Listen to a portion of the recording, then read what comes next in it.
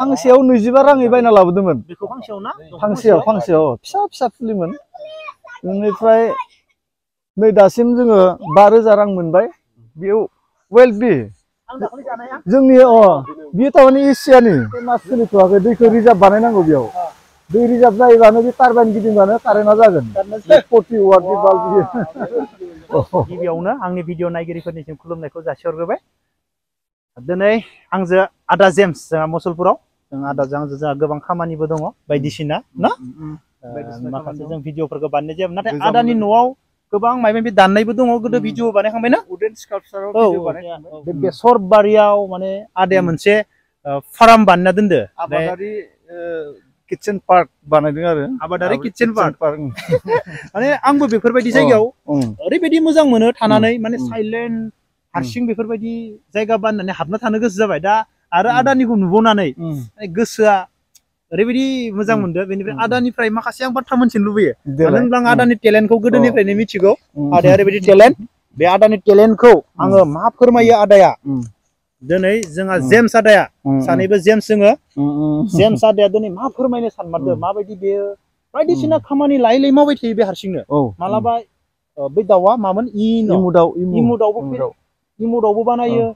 बेनिफ्राय मालाबा बिदिनो दंफांनिबो दानो दिनै आरो बे दुब्लि फोथाराव आरो दिनै मायबा गोदान बायदिसिना ओरैबायदि नै दिनै आरो नै खोन्थिना हो सेनखौ माने सेनखौ गेट बानायना दोनदों आलायनानै दोनदों ट्रेडिसनेल दिनै फंनैसो बाथ्रा फोरमायना होलाय।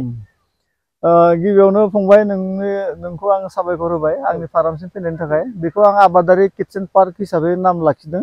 इयुनाव मा जायो मिथिया। बेनिफ्राय जोङो दा जों ओरैबायदि जों दावबाय फैना नालाय दावबायारि जों आबादारि होननानै जोङो मोनसे सोदोबजोंनो गामिनि सेंग्राफोरखौ लानानै जों ज' बेसर खेथि मावदों।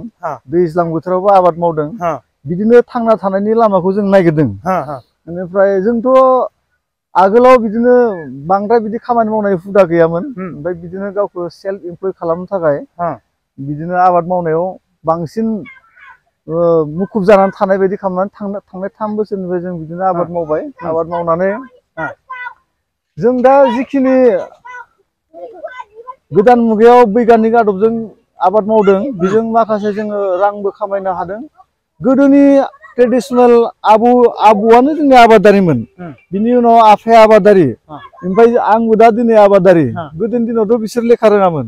ओमफ्राय दा जोङोथ' एसेबाबो फरायबाय। फरायनानै जों मिथिगौ सुपार फसफेटआ माखौ बुङो, पटासियामा माखौ बुङो, इउरिया माखौ बुङो जों मिथिनो हानाय जाबाय नालाय दा बे आदबजों जोङो आबाद मावनो सोलोंदों।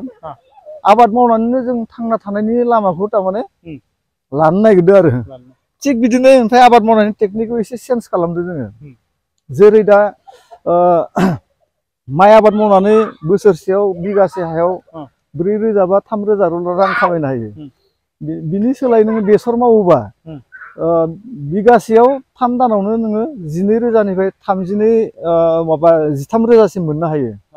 बिनि उनावबो जोङो आरो गोदान खम समनि गेजेरावनो दब्लायसे हायावनो जेनेबा सापज गोबां रां खामायनो हायो नामा साननानै दार्जिलिंनिफ्राय आङो गोदान कनसेप्ट दे बियो साक्सेस एक्सपेरिमेन्ट खालामनो नागिरदोंमोन। ओमफ्राय दा साक्सेस जानायानो जारबेरा होननाय फुलनि खेथि आबाद मावदों फैलाय देखायलाय। नैबे गोदान आदबजों बेखौ मावनाय जादों। नैबे साधारन नैबेखिनि जायगायावनो बिबार फाननानै आं दासिम नैबेखिनि दब्लायसेल' बेसे बुरजा हा बियो। नैबे बेखिनि हायावनो आङो दासिम 5,000 रां मोननो हाबायना आदा बेखिनियाव। नैबे बारसे बिबाराव हास'नानै जोङो 10 रां मोनो। बे बारसे बिबाराव 10 रां मोनो। 10 रां बेखौ डेक'रेसन आइटेम जेनेबा सोरनिबा हाबा जाबाय मिटिं जाबाय बिदियाव थारमाने बाहायनाय जायो। आरो नोंनि न'आव जुदि डाइनिं रुमफोराव डाइनिं टेबोल किटचेनफोराव बेखौ हास'नानै जुदि नोङो दै सोनानै बथलाव मोजाङै साजाना दोनोबा बियो 10 सान 15 सान आरामसे बिदिनो बारबाय थागोन आरो बिदि रंजानो हायो। ओमफ्राय फांसेयाव 25 राङै बायना लाबोदोंमोन। बेखौ फांसेयाव ना? फांसेयाव फिसा फिसा फुलिमोन। बेनिफ्राय नै दासिम जोङो 5,000 रां मोनबाय। बिनिफ्राय आरो अनेक मोनबावगोन नै दासो बारनाया तारमाने जागायहांबाय जागायहांदों आरो ना जागायहांदोंसो नैयो नैफोरथ' बाराखैयानो नैफोर स्टार्टिं जाबाय जागायहांनायावनो माने गोनोखो 5,000 रां मोनबाय बेफोरबायदि होमबा नोङो दैलाङाव सारअन्थाइ गावो मानसिखौ बारहुंखा बारो बेसे जिबननि तारमाने माबा रिक्स थायो ओमफ्राय नों जुदि एसे हायावनो नैफोरबायदि साधारन औवाजोंनो बानायनो हायो मा ग्रिन नेटखौ औवाजोंनो बानायबाय औवाजों बानायनानैनो तारमाने फिसा बेखौ न'खौ बानायना लानो हायो ओमफ्राय नैबे नेटआ जाहैबाय माबा आदा फैलाय बे नेटआ ओरैनो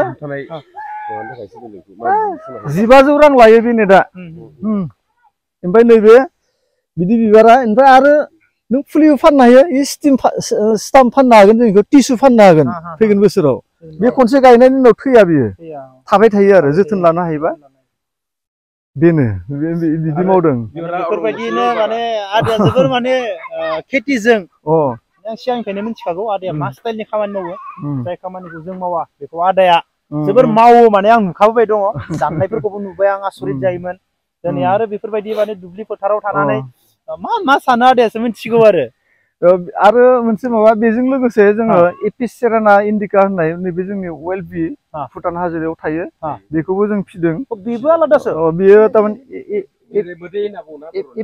एपिस सेराना इन्डिका होनो बेखौ बेयो वेल्थ बि जोंनि बियो तारमाने एसियानि जोंनि एसिया हादोराव मोनो बेखौ एसिया हादोरनि बेरे दाख्लै जानाय एसियानि बेनिफ्राय नोङो माबा मोनगोन नोङो एपिस मेलेफेरा होननाया बे जाबाय इउरपनि इटालि बायदिसिना इउरप हादोरनि आरो ओमफ्राय नैबे जेनेबा नैबे ब्रुडिं माबा हनि चेम्बार बे गोजौनिया ओमफ्राय बे ब्रुड चेम्बार थिग बिदिनो जों बेखौबो सोलोंदों आरो सोलोंगासिनो ओरैबायदि माने बेहाय बेसरबो बिदैबो सोबबाय गासैबो जिरायबाय ओमफ्राय बेसराबो आरो मोनसे इन्टारेस्टिं खोथाया मा मोनसे इन्टारेस्टिं खोथा बुंबावनो आङो बेसरा बेरे सिखिरि गैयाबा फिथाइ थाया बेसरल' नङा 80% जोंनि बुहुमाव थानाय दंफाङानो फिथाइ थायनो रोङा बेरे सिखिरि बेनिफ्राय गैयाबाथाय आरो दा बियो हायना सारफावनाय